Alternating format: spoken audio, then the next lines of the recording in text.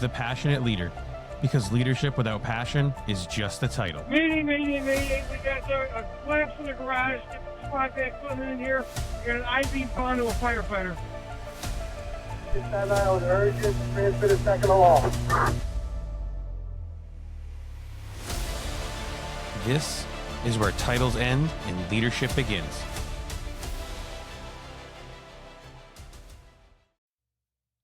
Ask yourself this: when you're training your people, are you just showing them what to do, or are you helping them understand why it matters? Because if we skip the why, the how truly never sticks. Our guest today knows that better than most. Wayne Jones is a training officer in South Carolina. He's a published author and adjunct instructor with the Carolina State Fire Academy, and a nationally recognized presenter who shared his message at conferences across the country. Wayne is also the creator of the program, The Why Before the How, which is also doubles as a book. He's also authored Step Up to the Chalkboard and Leave Your Thumbprint, all which have challenged countless firefighters and officers to rethink the way they approach training. On top of all that, he runs the Firefighter's Chalkboard, an online platform dedicated to sharpening skills and sparking critical conversations across the fire service. And while he's accomplished so much professionally, Wayne is also a proud dad of 3 daughters and is soon to be grandfather, or Poppy as he'll be called. We're going to dig into training, leadership, and culture, and lessons he's learned along the way. Welcome to the show, our guest tonight, Wayne Jones. How are you? I'm doing great. How about yourself? Good, man. Well, thank you so much. I know we've been trying for a while to link up, and it's just my schedule has been absolutely jammed since I started this little idea. So for the viewers, I guess if you want, just give a quick elevator on how you got into the fire service and what makes Wayne Jones tick. All right. Well, like I said, my name's Wayne Jones. I'm a training officer. I work for Horry County Fire Rescue. It's a very large department in coastal South Carolina. And I got started back in the fire service in 1993 as a junior, as keeping a promise to one of my childhood friends that was killed in a car wreck. We were supposed to join together. He had an accident and he passed away, and I kept my promise. Started as a junior. Been a fireman since 1996. Volunteered until I was hired in 2001. And then the rest is history. I've been steady riding engines, running calls, and for the last 3 years, I've been a full-time instructor in the training division. So it's, coming to the end of the run, but giving me a really good opportunity to take the experience over all those years and try to pass it on to the next group coming up. That way, I just don't go home with it. I spread it out before I leave. I love it. I think what really sticks with the most of that is the leaving it better than you found it, and making sure you're leaving a polish. And you are. I've seen a ton of stuff. We've got the Firefighter's Chalkboard, and I mean all the stuff that you've done. What was the catalyst? So let's kind of the instructing side. What really brought you from just being a firefighter to wanting to actually teach and kind of go down that avenue? Well, I mean, I've been an instructor since 2007, and because that was one of the criteria we had to have in order to be able to test for lieutenant. Mm-hmm. And so I've been helping back and forth ever since then. But 3 years ago, I was looking for something different to do. Rode an engine the whole time since I've been, hired. And I was looking for something different, something more, try to refine some purpose. Everybody kind of gets in a stagnant position. I was trying to find a way to shake things up. And I reached out to speak to one of my mentors I still deal with today. He was actually my first boss. And he told me, he said, "Why don't you put in for the training job? We had an opening coming up." And he said, "Put in for the training job." And I said, He goes, "Sure would be a shame to lose 3 decades of experience that could be passed on." And I was kind of done some soul searching after that, and, kind of had to bite the bullet and say, you're right. And put in for the job. And rest is history. Sometimes it takes those mentors to have that sort of, now listen, it'd really be a waste. It almost like shames you into it. But I mean, obviously, any regrets so far taking that leap into the training side of the world? None whatsoever. If I knew I was going to have as much fun and enjoy what I do now as, I'd have done it 10 years ago.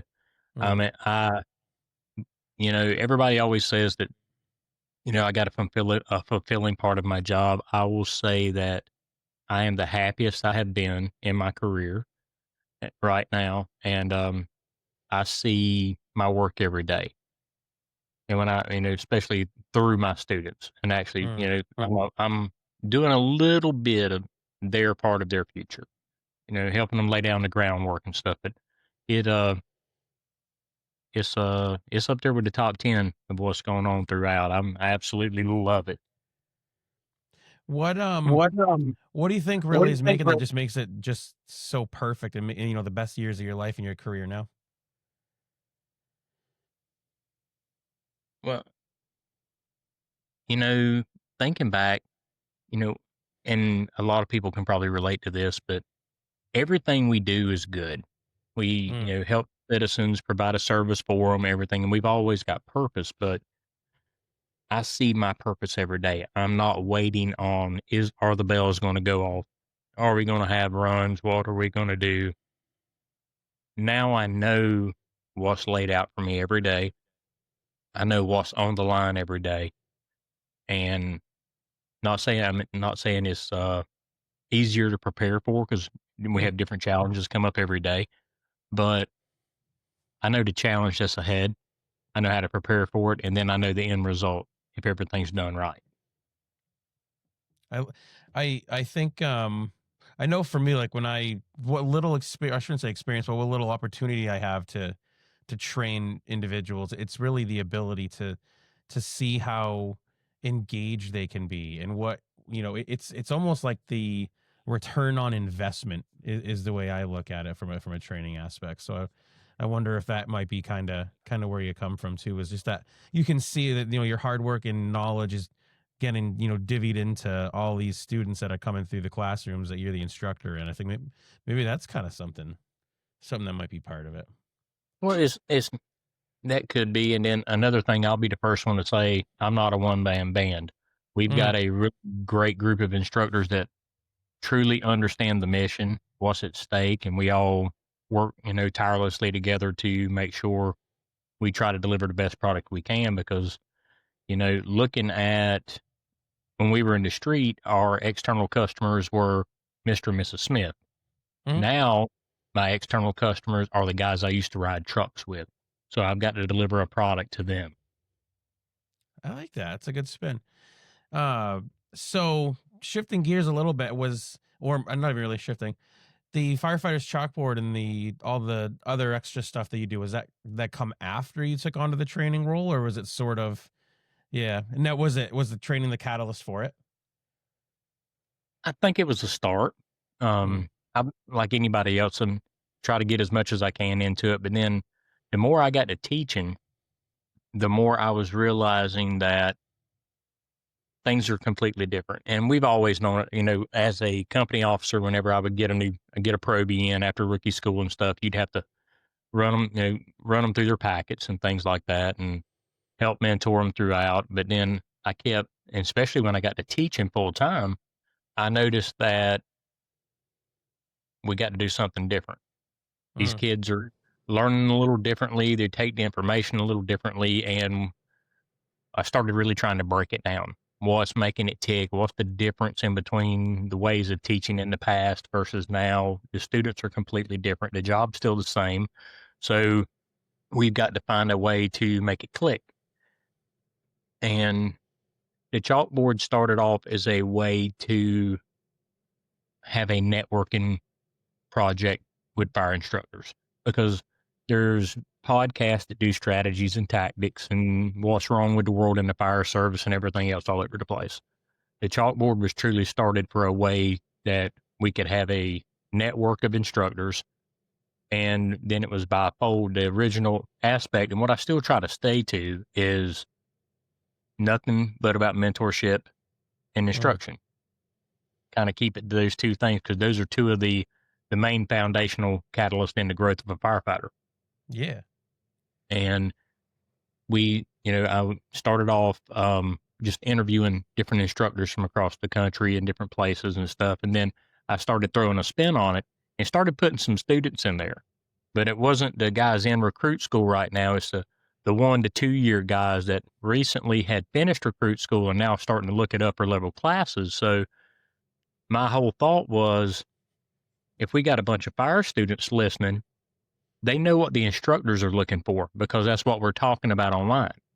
And in the same way, when I get the students on, this is what they're looking for in instructors. So realistically, the whole project was to help build the bridge in between student and instructor, to try to help make that bridge between the generational gaps, but making it on a platform that the younger people could understand and the older people are starting to embrace.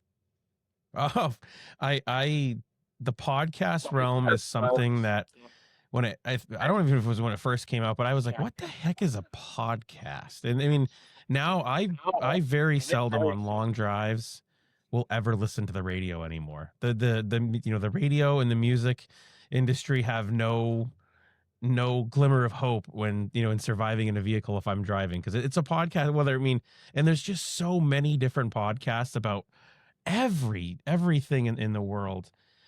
So from instructing, have you seen, there's obviously generational gaps, younger generations kind of more of the, why is it that way?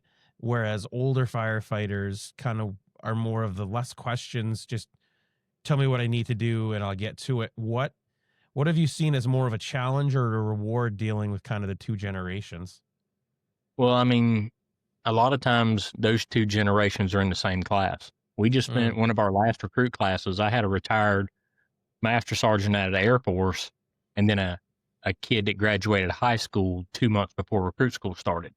Okay. So I've got the different generations in together and we run the same teaching approach. But one of the biggest things is just taking time to find out who your students are, taking that little bit of extra time.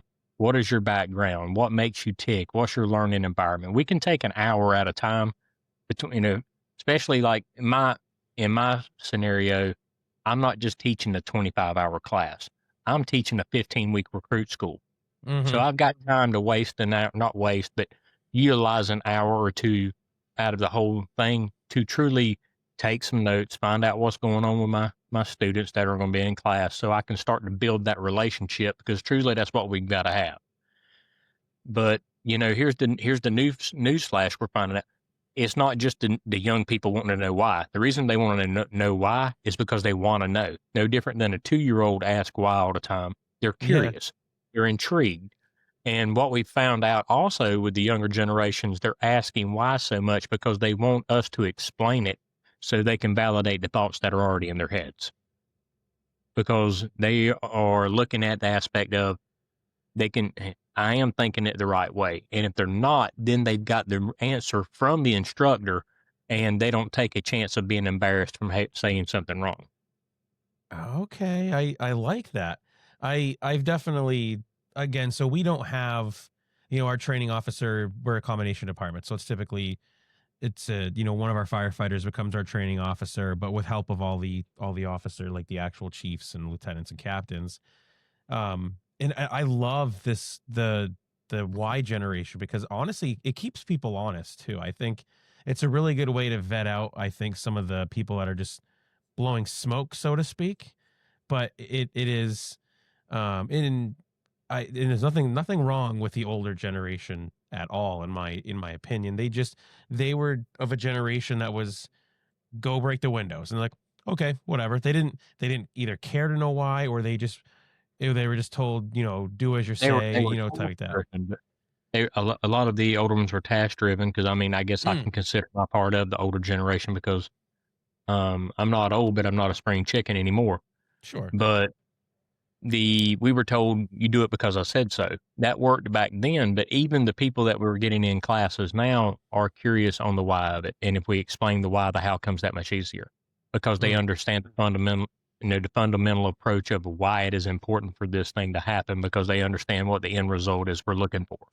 And if we teach everything with an application of this is our end result we are looking for before we start, it backs everything up and breaks it down easier.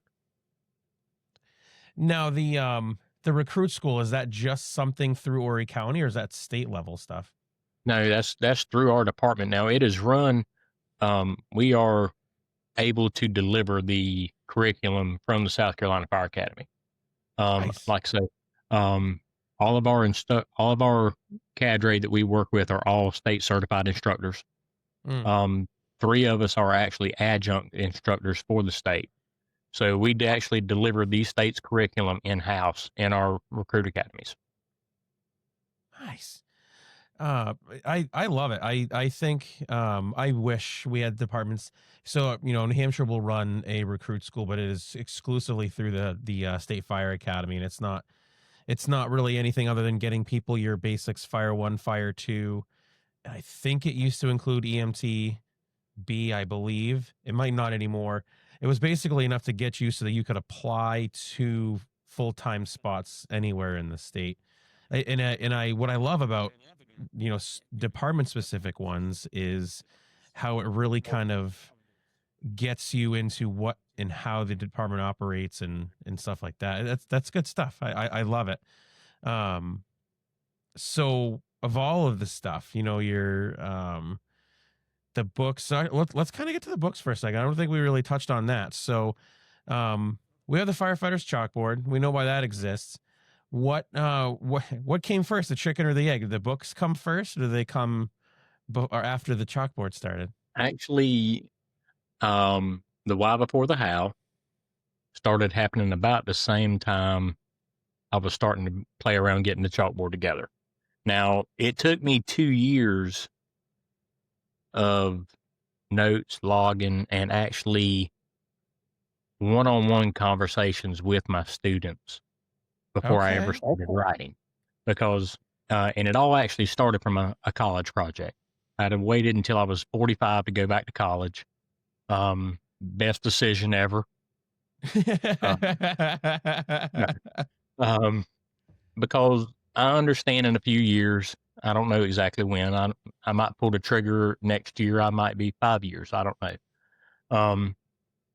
To be able to retire, but my end goal is to become a professor for a college, work for the fire science program somewhere, and try to keep doing what I'm doing right now, which is teaching the future of the fire service, but make it to where I can start mentoring and grooming more officers across the country. I think work from home. That would be great. Yeah. Oh yeah. Well, and you know what? Another thing I'm super jealous of is because you guys have conferences and stuff down there that are very unheard of up here in the Northeast. We do have a few, but by and large, just a very basic fireman's search. It seems like the Carolinas and that southeast, central eastern seaboard really has it, where at least there's enough groups that start or have small enough conferences and stuff. So it's good to see the extracurricular training, if you will. Yeah, I mean, well, we have our state conference in June every year. That's the one that the South Carolina Firefighters Association puts on. It normally have it at the Myrtle Beach Convention Center, and it's excuse me. Bless you. It is it's a week long, and it's full of hands-on lectures, big exhibit hall with all the big trucks and everything there. I know they have the North Carolina State one in Raleigh every year. I'm not sure about Georgia. I know Tennessee does. There's one for Smoky Mountain Fire Conferences in Tennessee. And another great one I went to, I had the pleasure of actually presenting at earlier this year, was MAFC. I mean, that was a really, really good one. And it's lecture and hot classes together. And it's in the greater Atlanta metro area. And that was awesome. And not only that, but I mean, the Fools chapters around here are trying their best to keep it going. The Fools are really working hard and trying to do training and stuff and making it to where everybody can network better and learn. I seen online last night, there was actually a new Fools chapter popped up in northern Georgia last night. So I mean, all right. it's really growing. I mean, it's necessary, I think. I mean, I think these networking experiences and conferences and stuff like that, they're going to be the way of the world as far as us being able to sort of get ourselves, back kind of turned around a little bit to where, um, we don't have a void in leadership and training and stuff like that. Do you guys have training, like annual training requirements down in the Carolinas or anything? So long story short, in New Hampshire, if you could take Fire One back in the 70s, and as long as you are still alive or active on a department, you don't have to ever go for any continuing ed. No, we do 220 hours worth of Con Ed every year. Yes, you got so many hours of hazmat, so many hours of driver operator. If you're an officer, you've got so many hours of officer training you have to do. You've got a couple hundred hours worth of company training that's got to be logged, and then a live fire evolution each year. That's a lot. Now, are you the only training officer for Horry County, or do you have people No, that help you? that's why I was saying I'm not going to ever say I do any of this by myself. Yeah. We've got a staff of 4. We got 4 instructors Okay. and a chief of training. Yep. But we're a really busy training division. Yeah. Our now if you count our EMS guys, there's 4 more training officers on the EMS side because we do both fire and EMS, and our average recruit school is 30 weeks, from start to finish, and that is hazmat awareness, hazmat ops, EVDT, which is our driver training, firefighter 1, firefighter 2, pumps 1, pumps 2, auto extrication, RIT, rescue and rescuer, and 2 different wildland classes on top of EMT school. Wow. Now, is this a recruit school? If somebody wants to get like an entry level recruit school, or do you already have to have some prereqs? No, our the way we're set up now, they will hire when they do hiring processes. They'll hire somebody if they do have training, as long as it's IFSAC or Pro Board, they'll accept it. Because that's what the state, we have to go by what the state runs. But yeah, they'll hire people with training, or if they don't have anything, we'll run them through a whole recruit school and run them all the way through. All right, passionate leaders, it is time for our par check. In part 1 of our conversation with Wayne Jones, we got to meet the man behind the platform that we know as the firefighter's chalkboard. We got to learn why he started it, the books that inspired him to create the platform and move him forward. We also got to learn his why. Probably more importantly, we talked about what it was like to go from being a firefighter to the training captain of a fire department and everything and anything in between. I promise you, if you liked part 1, part 2 is going to pick up where we left off, and we're going to learn about how rewarding he feels it is to be the training officer, and a really neat tie between how having 3 girls taught him how to be humble in the fire service. Ladies and gentlemen, this has been The Passionate Leader. If anything in this episode stuck, please make sure you like it and you share it. If you have not already, consider giving us a follow across all platforms, as that is how we can continue to spread the Passionate Leader's message. As always, lead with passion, serve with humility, and leave no room for bottom feeders. Until we meet again, guys, stay safe.